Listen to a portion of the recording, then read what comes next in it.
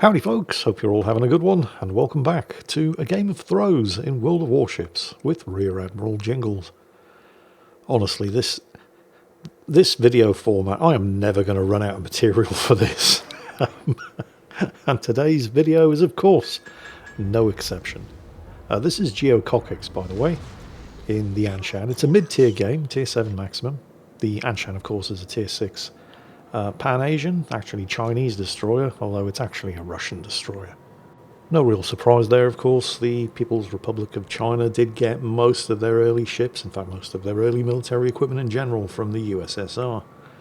The Anshan did exist, in fact still does exist. It's been preserved as a museum ship in, I'll have a stab at pronouncing the name of the city, Qingdao? Probably getting it wrong, doesn't matter. This is generally the part in the video where I describe the features of the ship that we're seeing. Although that's not going to be amazingly important today, because as Geococcyx said in the email that accompanied this replay, it's really not about him. Although he doesn't have a terrible game, so, you know, in the interest of providing some context, let's talk about the Anshan. The stealth, well, I mean, it's certainly not good, 6.3 kilometers. But it's nowhere near as bad as I was expecting for something based on a Russian destroyer, and yet at the same time it is actually a little bit worse than the Gnevny upon which it's based. The major difference between the Anshan and the Gnevny, though, is in the torpedoes. Whereas the Gnevny is limited to torpedoes that have a suicide range of 4 kilometers, the Anshan gets the option to upgrade to 8 kilometer torpedoes. Now they are slower, they also reload slower, but the 8 kilometer torpedoes only have a 9 seconds slower reload, 79 as opposed to 70 seconds. And the speed is only 5 knots slower, 60 compared to 65. So they're not actually that slow, and the 4 kilometer torpedoes aren't really that much faster. Certainly not fast enough to make up for the 4 kilometer range that they have. And both sets of torpedoes do exactly the same amount of damage, 14,400, obviously minus your target's torpedo damage reduction. So it's generally a good idea to take the 8 kilometer torpedoes, because with that 8 kilometer range you can actually stealth torpedo on this thing, which is highly unusual for a mid-tier destroyer based on a Soviet design, but well, I suppose they had to give it some kind of unique selling point to differentiate it from the Project 7 destroyers upon which it was based. Geococcyx, given the not great stealth that this ship enjoys, is very wisely refraining from rushing any cap circles right at the beginning of the battle. He's leaving that up to the far stealthier Scania and Hatsuharu on the team, who are going for cap circle Delta and Alpha respectively. The Scania is asking for assistance in shooting at, if you look at the minimap over there on the eastern side of the map, he's being forced out of the cap circle at Delta that he's attempting to flip by an enemy cruiser, an Agano. He's asking for help, and while at least one person on the team was responding by saying no, screw you, the Queen Elizabeth on the team only too happy to shoot at an exposed enemy cruiser, and he's taken him down. So first blood to the Queen Elizabeth on the team. Over at the other end of the map, in Alpha, the Hatsuharu has managed to flip the cap, although it is about to be contested, there it goes, by possibly, I mean there's a Pensacola pushing in, an extremely brave Pensacola. We know there's an enemy Mayhan over there somewhere. Meanwhile, the friendly Rio de Janeiro has just managed to sink the enemy Königsberg, and the Hatsuharu's torpedoes have sunk the Pensacola, which has reverted control of the cap circle back to Geococcyx's team. So the enemy Mayhan over there is definitely not in that cap circle. Back over at Delta, despite the sinking of the Agano, that cap circle was still being contested. And the Scania, who pushed back into that cap circle after the sinking of the Agano, did spot momentarily the culprit, an enemy T-61. It's safe to say that things are going very, very well for Geococcyx's team. They are, well, basically 300 points ahead. The scores are reversed again. Honestly, I've no idea why it's taken Wargaming so long to fix this particular replay bug, but as long as we know what's going on, it's not really that much of an issue. The team haven't lost a single ship. They've got 3 kills. They're about 300 points ahead. They have 2 of the 4 cap circles, and the Scania, having chased off the T-61, is in the process of flipping a 3rd. Geococcyx here came perilously close to getting spotted by the Scharnhorst 43 over there. Remember, 6.3 kilometers stealth. He got to within 6.4 kilometers of that thing before slamming on the brakes. Wasn't able to torpedo him, due to the angles around the island over there. But the Scharnhorst has been convinced to disappear. The Queen Elizabeth has just nuked down the Dallas. The team are now 400 points ahead. They still haven't suffered a single casualty. They've sunk 4 ships, and Geocockix is about to do exactly what he was waiting for. He is flipping the 4th and final cap circle, and there doesn't appear to be a single thing the enemy team can do about it. With both of their destroyers engaged, the Mayhan to the west and the T-61 to the east, the friendly Scania just announced his intentions to try to push that T-61, who is back in the cap circle of Delta and is at the moment contesting it.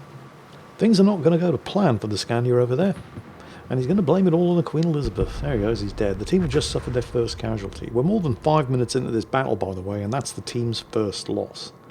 Geocockix's team have a 3-kill advantage. They are 400 points ahead.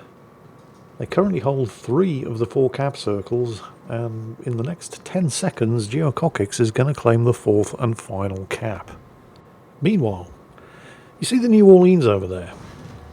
That's a cruiser pushing up into an enemy force consisting of a Coronel Bolognese, a Nelson, a T-61, a New York, a Scharnhorst, and a Gneisenau. And he's somehow surprised that the Queen Elizabeth isn't joining him. It will come as a surprise to exactly nobody, except apparently the New Orleans, that, well, he's on a high road to nowhere, pushing into that lot in a cruiser. And when he dies, he's going to blame the Queen Elizabeth. He is going to get a bit, in fact he is already getting a bit salty in chat about it, because he knows he's about to die. I'm not going to block chat. If you care, you can close in and read it. Yep, he's already died. But he's going to have a few choice things to say about the Queen Elizabeth, who wisely decided to not follow him into certain death, and it's highly offensive. If ever there was a player in the match who thoroughly deserved a chat ban, that New Orleans is it. But anyway, meanwhile, Geocockix in the Anshan just got himself spotted for the first time in this battle after taking the cap at Bravo, and it was completely deliberate. He got torpedoes away against the Gneisenau over there. Now, unfortunately, he was the one spotting the Gneisenau, so he can no longer shoot at him, but those torpedoes are looking pretty impressive. And... oh, you've got to be kidding. Less than 200 hit points. Oh, come on. Okay. The friendly Scharnhorst 43 finishes him off. However, the team have just suffered a further 2 casualties. Oh, no. Gneisenau torpedoes. Oh, this is looking really bad. Oh, you lucky bastard. You see what Geocockix did there? He saw the torpedoes and he was basically paralysed by indecision. He didn't know whether he wanted a zig or zag. He ended up choosing neither, and he was only saved by the fact that the Gneisenau's torpedoes only have a 6-kilometre range. Meanwhile, there's another flurry of kills, including the Scharnhorst 43 torpedoing and sinking the enemy New York, and then the enemy Coronel Bolognese finishing off the Scharnhorst 43. But despite the fact that somebody, almost certainly that pesky enemy T-61, is back in the cap circle at Delta and flipping it, Geocockix's team still have a massive lead, which only gets bigger as the friendly King George V sinks the enemy Scharnhorst 43. The enemy team were down to 63 points there, with only 1 cap circle under their belt thanks to the T-61. Geocockix's team still have 3 cap circles. There are only 4 enemies left, and his team are effectively 700 points ahead. It's at this point where Geocockix suffers from a sudden, and bit of a spoiler here, but fatal rush of shit to the brain. He's feeling lucky. He's going to attempt to kill the Coronel Bolognese. There goes the engine boost. Coronel Bolognese does take a big hit there. He might actually be able to pull this off, except I've already spoiled it. He is not going to pull this off, because the Coronel Bolognese, it may look slightly familiar. That's because it is a Crown Colony class light cruiser. It's basically a Fiji. -1 turret to give it more anti-aircraft gun bounce, but 9 6-inch guns with this kind of rate of fire are more than good enough to deal with an Anshan. And it's here where Geocockix runs into a fairly significant problem when you're trying to use the Anshan as a gunboat at close range like this. The horribly slow turning turrets. They turn even slower than a Fubuki, which means you basically can't manoeuvre and keep the guns on target at the same time. And that's a problem when you're getting shot at by this many 6-inch guns. The only thing that might have kept Geocockix alive here was if he was to pop his smoke screen, which has just come off cooldown, but I suspect in all of the excitement he probably didn't notice. Even then, it probably wouldn't have kept him alive. Oh, those torpedoes might... No, the torpedoes wouldn't have got him, but he was going so fast he wouldn't have been able to take advantage of the first puff of smoke. Would have had to slam the brakes on, and by the time he'd done that, the Coronel Bolognese would have gunned him down anyway, so yeah. But like Geocockix said, today's battle isn't really about him. His death was unfortunate, and it has to be said, 100% avoidable, but it's still hardly a disaster. The enemy team are still only at 153 points. His team are at 848. They still hold 3 of the 4 cap circles, and they still have a kill advantage. What could possibly go wrong? And yet, it's not what you think. I hate that, by the way. You know those YouTube videos where the title's like, blah, blah, blah, whatever, but it's not what you think. They make you watch an entire 10-minute video, because it has to be 10 minutes for the algorithm, where the first 9 minutes are nothing but fluff, filler and preamble, and then they finally spring it on you in the final minute and explain exactly what it was that wasn't what you think, and it turns out it actually was exactly what you thought all along. But trust your Uncle Jingles, today's battle is definitely 100% not what you think. The T-61 has just torpedoed and sunk the King George V, but they're still 600 points ahead. They still have a 1 kill advantage. They just lost that 1 kill advantage. The Mayhem has sunk the Texas. So, okay, the kills are even, but they still have 3 cap circles. They're still 600 points up, and the Queen Elizabeth is flipping the cap at Delta. So they could retain control of all 4 cap circles again. And they're still 600 points ahead. And the Mayhem, well, okay, was spotted, isn't anymore. What's going on over here? There's the Nelson. The Queen Elizabeth is pushing up to engage the Nelson. Now, he's obviously not going to be able to flip that cap while he's under fire, but the fact that he's contesting it means that the enemy team are stuck on 237 points. Ideally, this means that the Queen Elizabeth is going to have to sink the Nelson in order to be able to, well, avoid getting shot at by the Nelson and also flip that cap. Both would be ideal. However, the Queen Elizabeth is using a very unusual choice of ammunition. It's firing high explosive at the Nelson. Now, you might be sitting there thinking, well, yeah, sure. I mean, you know, it's an angled battleship. He's bow in. Of course he's firing high explosive. But the Queen Elizabeth is armed with 15-inch guns. And 15-inch guns can overmatch the 26mm bows of a battleship like the Tier 7 Nelson. Of course, the Tier 7 Nelson can do exactly the same to the Queen Elizabeth, because it's armed with 16-inch guns. I mean, the high explosive will work, eventually, but it's going to take time. Time that the Queen Elizabeth doesn't really have when he's caught in a crossfire between a Coronel Bolognese on one side and a Nelson on the other. Oh, the T-61 has just claimed another victim. He's sunk the Hatsuharu. The enemy team are now ahead by a kill. Coronel Bolognese's taken cover behind the island, so the Queen Elizabeth can no longer see who's shooting at him, and that's when the Nelson takes the opportunity to pop back out again. Does he have the armour piercing loaded? Remember, his 16-inch armour piercing is just as capable of overmatching the bow and stern of the Queen Elizabeth. It is the armour piercing. Oh, this is going to hurt. Yes, this is hurting. This is hurting a lot. It's definitely hurting the Queen Elizabeth a lot more than the Queen Elizabeth is hurting the Nelson, although the Queen Elizabeth has switched back to the armour piercing as well. Probably because he was shooting at the Coronel Bolognese, although he didn't get lucky.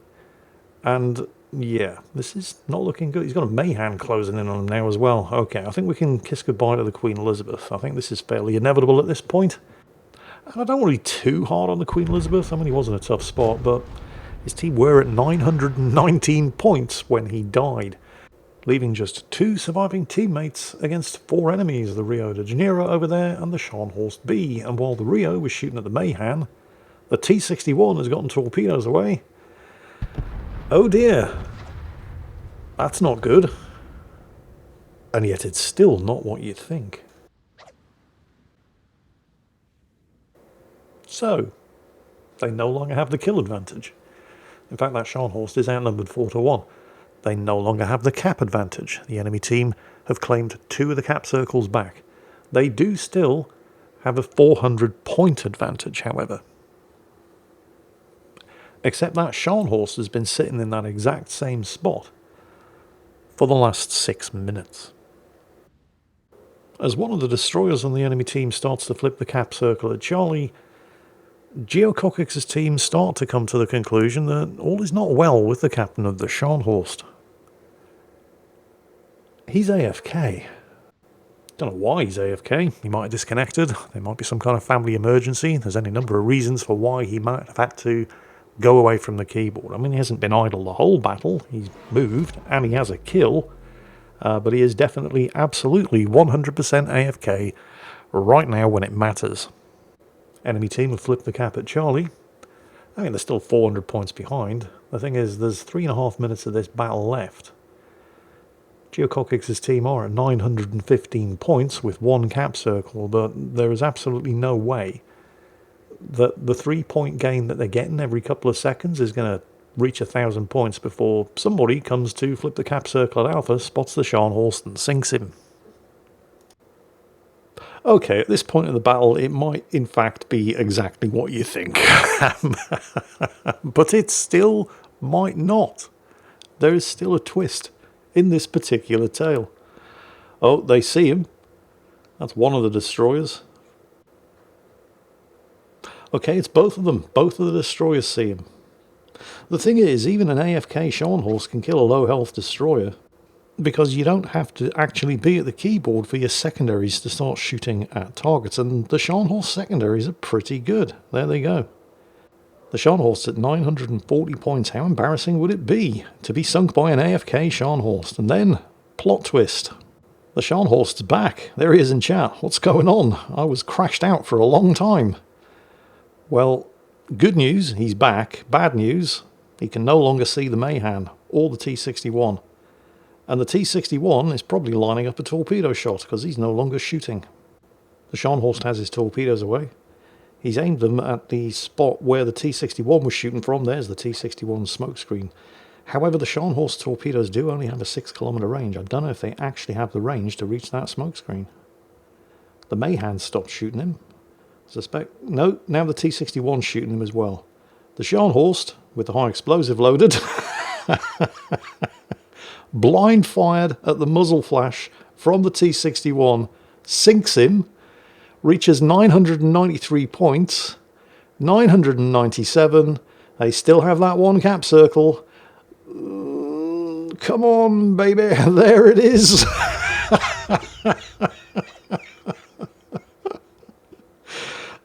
What a win. You can see why Geocockix sent this one in, can't you? I mean, he didn't exactly cover himself in glory. He certainly didn't have a great game. Although he finished second on experience earned, but the Scharnhorst, with 413 experience, dead last on the team for experience earned, spent most of the game AFK, got himself 2 kills and the Solo Warrior achievement, clinching the win for Geocockix's team just when they expected to suffer the most humiliating defeat after being multiple kills, multiple caps, and around about 800 points ahead. I think that one deserves a mic drop. Take care, folks, and I'll catch you next time.